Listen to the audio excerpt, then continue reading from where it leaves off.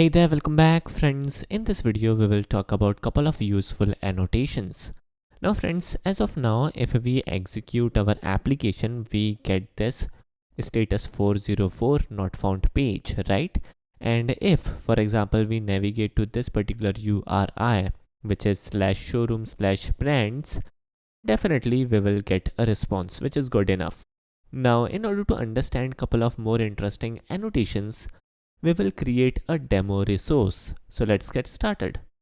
So in here, by highlighting this package, first of all, let us create a class. The name of the class would be demo.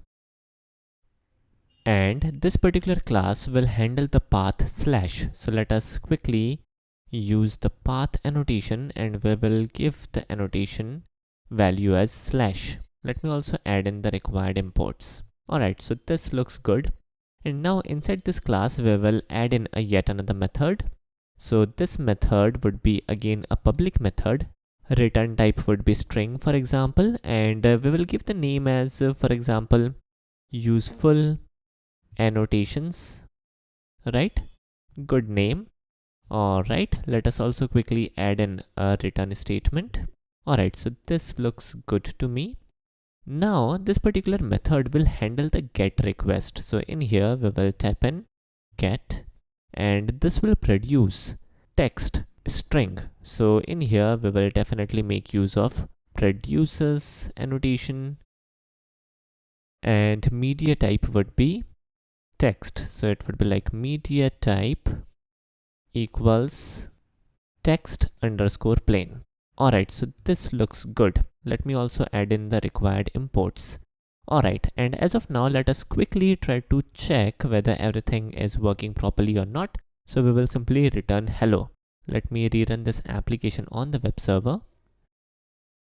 And here is the output. Perfect. We can also navigate to Postman and try to check whether our existing application is working or not. We can also check the base URL. And here is the output, which is nice, which is good. No issues. But there are a couple of more things which we will discuss in this video. The first thing is header.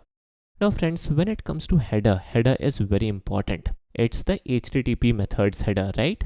And this header may contain multiple values and these values are very important. Many a time when we are dealing with authentication, for example, we are checking permissions. In these kind of scenarios, definitely headers plays a very important role. And indeed, JAX-RS gives us an annotation to read information which is there in the header. So for example, in the header, we have a header attribute, a header value. So this would be like header value, right? And value could be anything. It could be text, it could be combination of number and text, it could be number, anything, right? So here we have a header value. As of now, there is no impact on the output. There is a header by the name of header value. Now, for example, we wish to read this information using our application. How we will do that? Indeed, we will navigate to our class and we will make use of an annotation. The name of the annotation is header param. Alright, and we will need the name of the header, which is header value in our case, and we will store this value inside a string variable. String variable could be like header attrib. Alright, so this is good, and now let us try to read this information. So it would be like header value, and we will read header value. Alright, so this looks good. And now if I refresh this page on Eclipse, there won't be any impact because the header value is specific to your web browser, right? So we need to send in the header value along with our request. So in our case, we are making use of this client. So our header value is specific to our client, not the browser. Browser is the platform where we have this client. So in our client, in our REST client, we have this header value, and now if we read the information, we are able to read the information easily. We can test and definitely we are able to read information without any issue. So this is cool. Now apart from header, If we check, we also have couple of cookie values in here. And again, cookies are again very important, and there could be scenarios where we must read cookie, and in order to read information which is available in cookie, again we have something. So in here, for example, we make use of a yet another annotation which is cookie param, and we already have couple of values. So let me take a value from here. So the value is underscore xsrf. So let me read this value, and again we will require a string variable.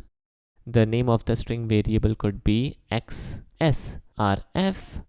Now let me read the information. So it would be like cookie xsrf value colon, then definitely we can read the information using the variable. Alright, so this looks good to me, and definitely the context will be reloaded in a minute. I suppose it is already done. Alright, so it just reloaded the context, and now let us navigate to Postman. We have the cookie, we also have this header value. Let me read the information, and here are the information, which is nice, which is cool. There is no space in between. Let me fix this issue. All right, let me again send the information. The context haven't reloaded, I suppose. Let me retry. Here we go. So everything is perfect. We are able to read the header. We are able to read a value from cookie. So both of these things are covered. Again, apart from that, our existing application is also working, and our home page is not throwing a crash now. So this is nice. Now friends, there are like couple of more things which we will discuss in our next video. The length of the video is little on a lengthy side now, so we will end up this video right away. I hope you guys enjoyed this video, and I will catch you with a new topic in our next video. Thanks for watching. Have a nice day and take care.